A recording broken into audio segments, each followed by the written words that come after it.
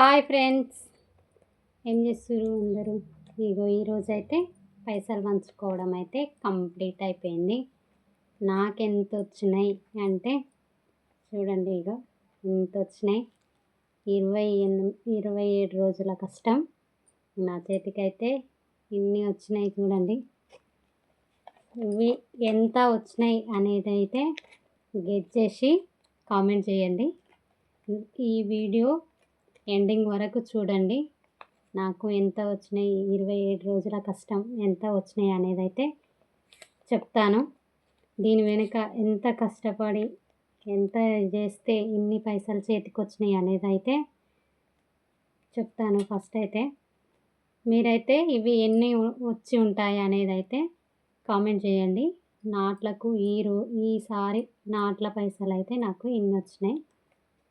పొద్దున లేచి చలికాలం లేచి 5:30కి లేచి పనంతా కంప్లీట్ చేసుకొని పిల్లలకు చేసుకొని అన్ని తీర్లగా పనులు చేసుకొని కష్టపడి తినకపోయి పొలాలు ఎట్లా ఉన్నా సరే దిగబడ్డా, మిర్రలున్నా, కాలు దిగకపోయినా చేతికి దిగకపోయినా మొత్తం దిగబాటులనైనా ఎంతో కష్టపడి ఈరోజు ఇన్ని పైసలు సంపాదించుకున్నాం. కష్టం వెనకనే ఫలితం ఉంటుంది. ఎప్పుడైనా మనం జీవితంలో కష్టపడంది ఏది రాదు. కష్టపడితేనే మనకు ఎంతో అంత బువ్వ. కష్టం చేయండి కూర్చొని తినే తిండి అసలు వృధా.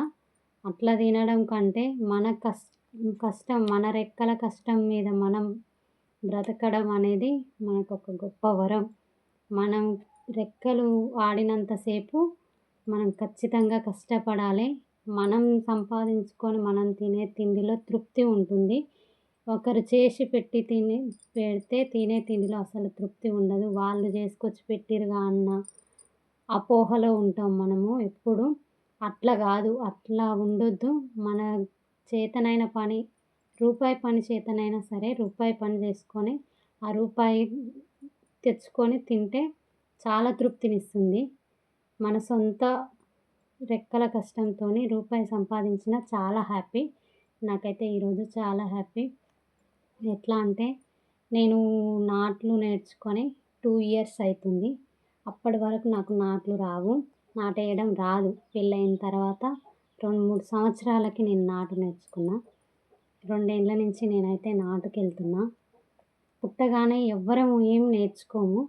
రాదు అని కూర్చోవద్దు. ఎట్లాగూ రాదు అని కూర్చుంటే ఏది కాదు.